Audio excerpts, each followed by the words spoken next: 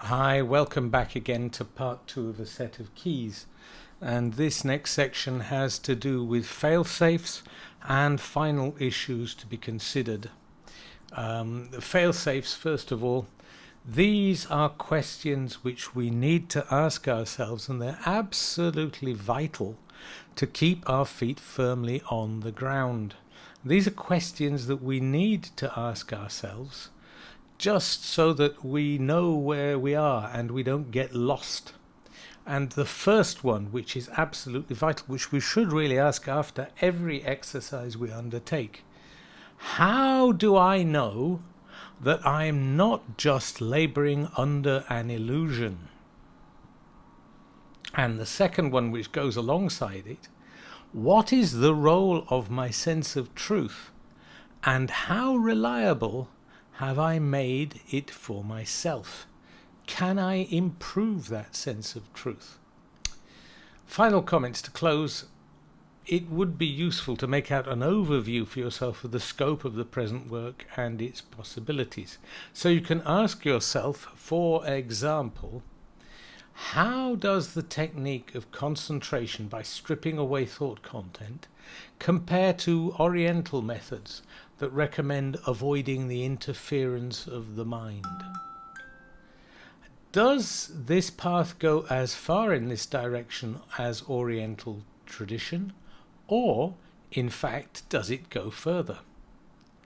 To what extent does this enable avoiding self-deception and hypocrisy?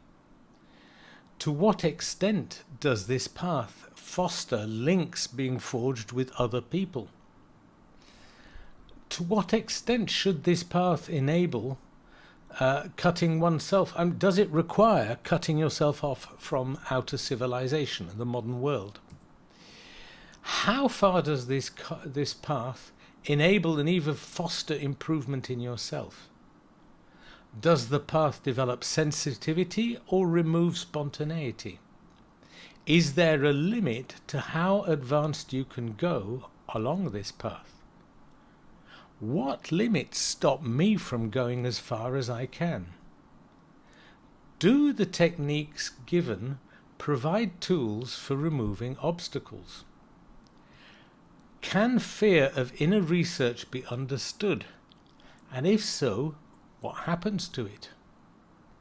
Has anybody been here before me? That is, been through this work.